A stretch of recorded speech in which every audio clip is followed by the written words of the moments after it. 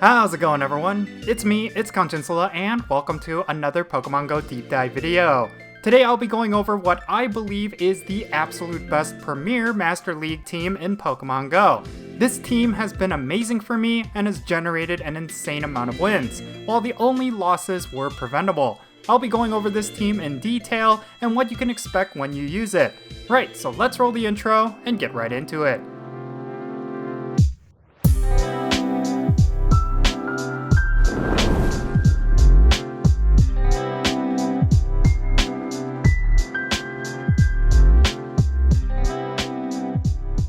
Okay, let's get right into it. So, with the most recent move shakeup, certain Pokemon have drastically improved in the Go Battle League thanks to the introduction of new fast attacks. One such Pokemon is Florges, which quickly became the absolute best Pokemon for the premier Master League meta. I happen to have a 100% IV Florges, so I maxed it out to level 40 and unlocked its second charge attack. I wanted to see just how strong this Pokemon became after the move shakeup. Well, I can safely say that this Pokemon is ridiculously overpowered, and it will pretty much dominate any team. I also paired it up with Metagross and Garchomp for some insane type coverage. All three of these Pokemon are powerful in their own right, but having them all together in a team has proven to be nearly unbeatable. But of course, you will need to set it up correctly, and you will need to be ready for certain situations that could be detrimental for this team.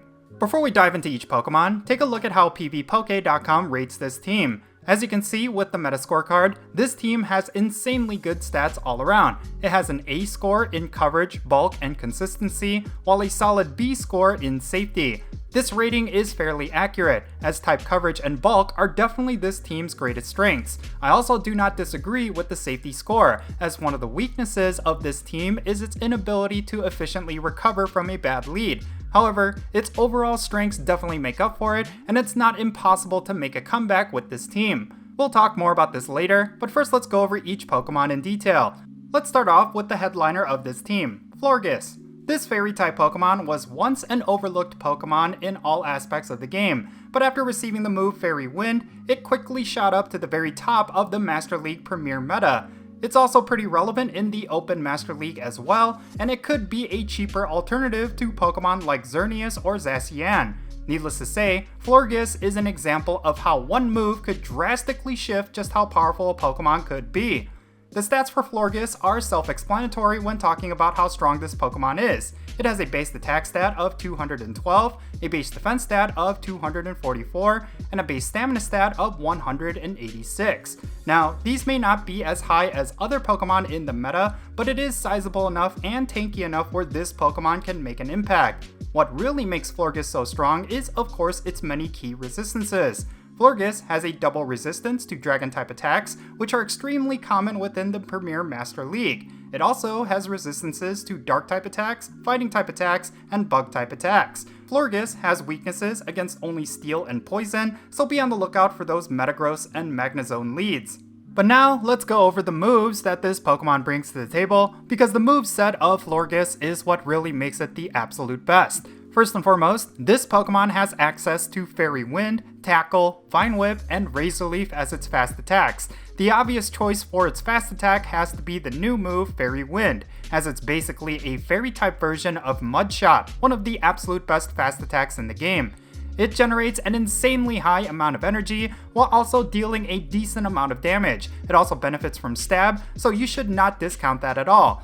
Now, the charge attacks that you can pair with Fairy Wind will vary depending on what Pokemon you are going up against. Florges can come with Petal Blizzard, Moonblast, Psychic, and Disarming Voice. In my opinion, Disarming Voice is a must-have, as it's easily spammable with Fairy Wind. This move combination can easily deal with a vast majority of Pokemon in the meta, and your opponent will be forced to sacrifice their Pokemon or burn through both of their shields. Now, the second charge attack can vary, but I usually run with Psychic. This attack has the potential to debuff your opponent, and it deals a sizable amount of damage. So yeah, Florges is the bread and butter of this particular team. It is probably best served as the lead, but you can have it as your switch if you're going up against too many Steel-type leads. But now, let's get into the supporting cast for Florges. The first of these is going to be my personal favorite pseudo-legendary Pokemon, Garchomp.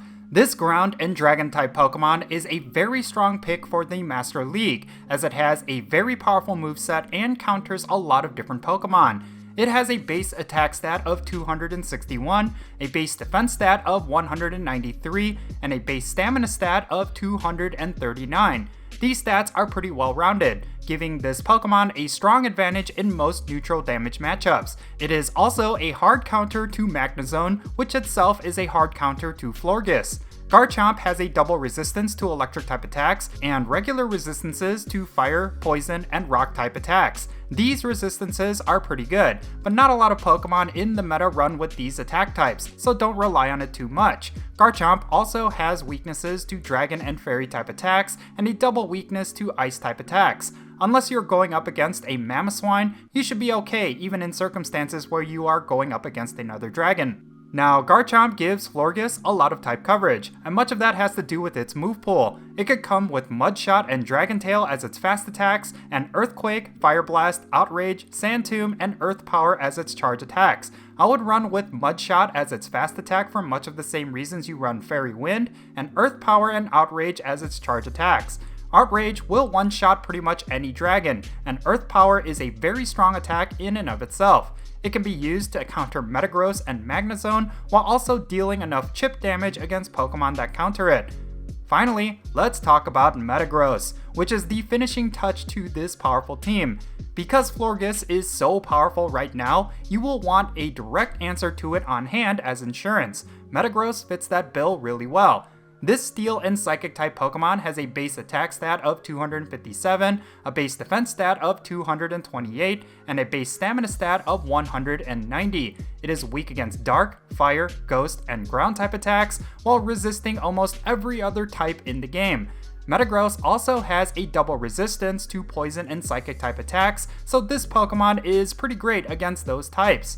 Metagross's strengths have always been around its moveset. Anyone who is familiar with this Pokemon in the Master League would tell you that Bullet Punch and Meteor Mash is the best move combination in the game, and they are correct to say that. Even though this Pokemon can be seen as a bit of a one-trick pony, it has a ton of key wins against most of the Pokemon in the Master League meta.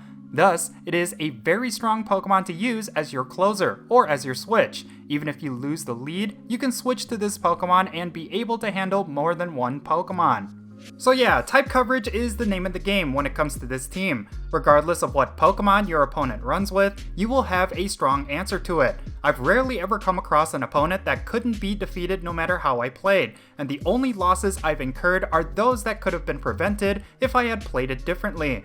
Now, this team might seem perfect, but it does actually come with a very small handful of weaknesses. There are two particular Pokemon that could give you a lot of trouble. They are Excadrill and Swampert. If you seem to be coming across these two particular Pokemon quite often, then the best solution that I've used is to switch out Psychic on Florges with Petal Blizzard. This could be your best option for type coverage against these two particular counters. You don't lose a whole lot by replacing Psychic, so this could be a solid option to use. Most players running either of these Pokemon will not expect Petal Blizzard on Florges, so this might be your way of getting a strong advantage when you are in a losing lead.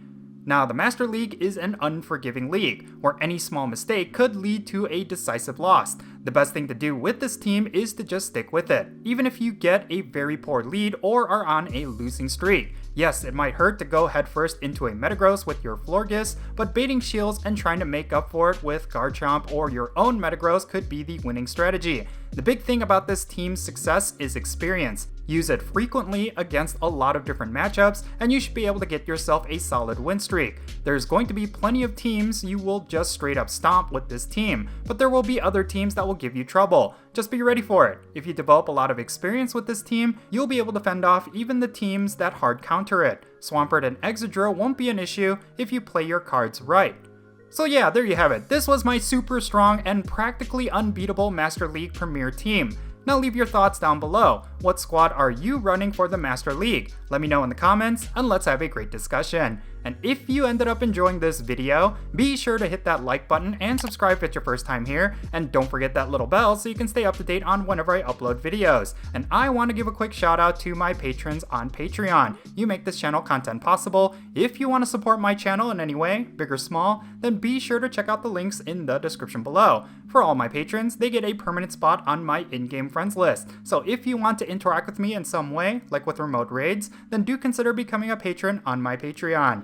But yeah, that's going to be it. I'm Count Jinsula. Be safe, have fun, love yourself, and I'll catch you all later.